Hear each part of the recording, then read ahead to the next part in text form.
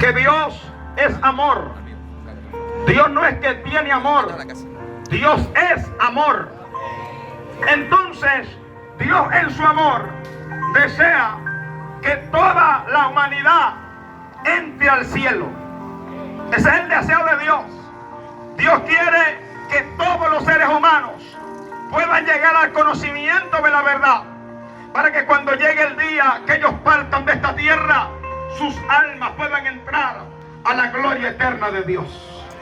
Porque la escritura es clara cuando dice Juan capítulo 3 verso 16: porque de tal manera amó Dios al mundo. Y cuando dice mundo, allí está hablando de la raza humana. De tal manera amó Dios a la humanidad, que ha enviado a su Hijo unigénito, que ha dado a su Hijo unigénito, a su único Hijo, para que todo aquel que en Él cree no se pierda, es decir, no se vaya al infierno, mas tenga vida eterna, la cual es allá arriba en el cielo. Ese es el anhelo de Dios.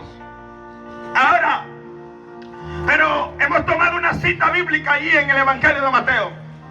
Todos los estudiosos bíblicos, los comentaristas bíblicos apuntan de que Leví, que es Mateo, escribe este libro para probarle a los judíos, para probarle a los israelitas que Jesús era el Mesías por las profecías del Antiguo Testamento. Y es por eso que él usa un mensaje, un lenguaje mesiánico. Y aquí en Mateo nos encontramos que la gente, cuando se dirigía a Jesús, le decía: Hijo de David, ten misericordia de mí. ¿Por qué?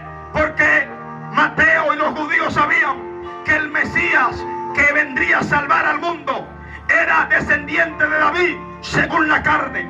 Y es por eso que en este evangelio encontramos este lenguaje: Jesús, hijo de David. Si usted no es judío y usted escucha que llaman a alguien hijo de David, usted no va a entender, pero los judíos sí entendían ese lenguaje.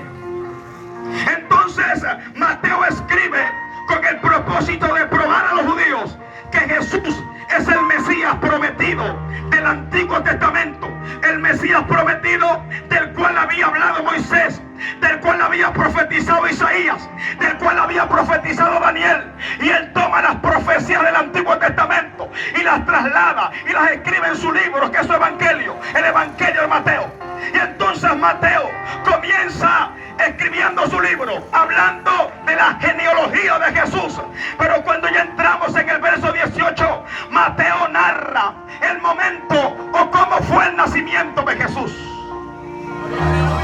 Y Mateo escribió, inspirado por el Espíritu, dice: el nacimiento de Jesucristo fue así.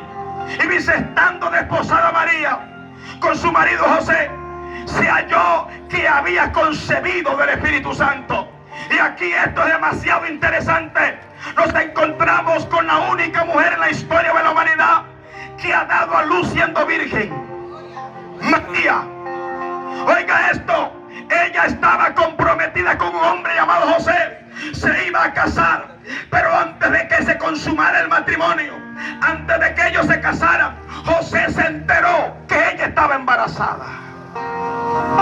Y esto significa un grave problema. En Israel, esto no solamente era una vergüenza, sino que también podía ser causa de muerte. Una mujer que cometía esta falta no solamente podía quedar, aleluya, en vergüenza ante la sociedad, sino que podía ser apedrada. ¿Cuántos dicen amén?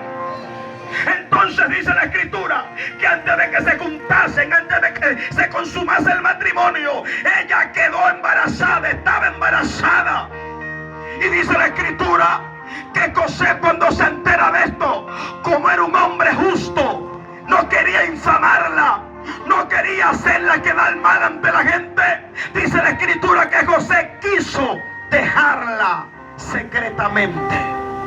Pero cuando José estaba pensando en esto, la escritura dice que un ángel del Señor lo visitó en sueños y le reveló algo poderoso. Le dijo: José, tú quieres dejar a María porque tú piensas que ella cayó en fornicación. Ella no cayó en fornicación, José. Lo que pasa es que lo que en ella es concebido, es decir, ella está embarazada, pero no es de un hombre. Lo que se está concibiendo en su vientre es, aleluya, obra del Espíritu Santo de Dios. No la abandones, no la rechaces, recíbela.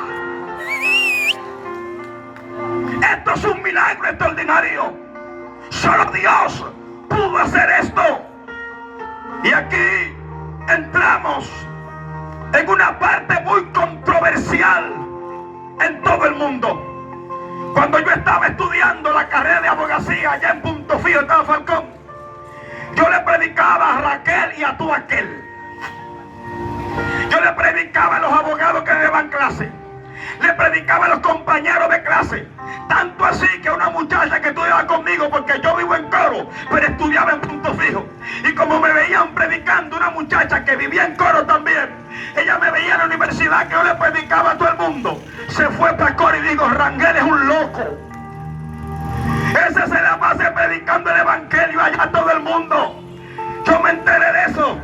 Pero pasaron los años. Aleluya, Pastor Rigo. Y parece que ella también se le metió la locura porque eres evangélica. Parece que también, como dicen los hijos entrenos, parece que también la chispeó la locura.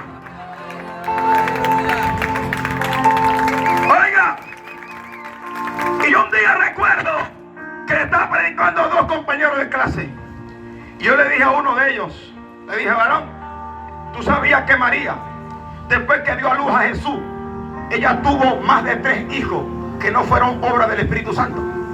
Y yo, no, eso no es así. Búscame en la Biblia. Y yo le busqué la Biblia, Marcos 6:3. Como dice mi pastor, ella sabe más que nosotros, la Biblia. Me le busqué. Dije, varón, mira, aquí está. Dice que cuando Jesús estaba predicando y estaba haciendo muchos milagros, la gente estaba anodadada. La gente estaba atónita y decía, ¿de dónde saca estos milagros? Este es el hijo del carpintero, de José. ¿De dónde este hombre saca estos milagros? ¿De dónde tiene esa letra? ¿De dónde saca este conocimiento? No está aquí su madre y sus hermanos, José, Jacobo, Judas. Y no están también entre nosotros sus hermanas. Es decir, que María, después que dio a luz a Jesús de manera milagrosa porque era virgen, dice la Biblia que después que ella concibió, José la conoció. Y usted dirá, predicador, ¿y qué significa conocer? En términos bíblicos, conocer es que ella tuvo intimidad sexual como tiene cualquier mujer con su esposo. ¿Cuántos me entienden? Y entonces ella ahí quedó embarazada como quedan embarazadas todas las mujeres. ¿Qué significa eso, predicador?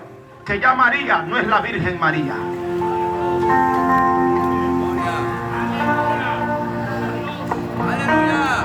¡Aló! Y esto resulta un grave problema para la humanidad. Cuando yo estaba en el 9º semestre, estaba viendo una materia, hermano, que me la daba un profesor, un abogado, una excelencia al hombre, cariñoso, educado, una eminencia que decimos, 9º semestre. Y yo le caí bien. Ya en ese tiempo ya yo era predicador. Entonces yo a veces llegaba a la universidad con la maleta. Andaba por Yaracuy, andaba por Portuguesa. Tenía que arrancar por ahí de las 4 de la mañana para llegar a Punto Fijo a ver clase a las 2 de la tarde. Llegaba ya con la maleta, sacaba los cuadernos de la maleta con tu Biblia y entraba a ver clase. Y a veces le decía, profesor, mire, ¿será que yo no puedo entregar esta tarea antes porque me toca viajar para tal sitio? Y me decía, tú eres bueno, chico, dale, yo te ayudo. Le caí bien al hombre. Pero un día estábamos viendo una clase y él estaba hablando de la mediación. Por eso es que a mí me llamaban loco, porque es que yo no perdí un chance para predicar en esa universidad. Y entonces el profesor, el abogado que me daba clase, que un profesor estaba hablando de la mediación, los jueces de mediación en la parte laboral. Entonces yo lo estaba escuchando y yo le dije, profesor, mire, yo soy medio salido a veces. Le dije, profesor, la Biblia también habla de la mediación. Y la Biblia dice en 1 de Timoteo 2:5 que hay un solo Dios y hay un solo mediador entre Dios y los hombres. Y ese mediador se llama Jesucristo, el cual se dio a sí mismo el rescate por todo. Oiga esto, es decir, que el mediador no es María, no es José Gregorio, el mediador se llama Jesús.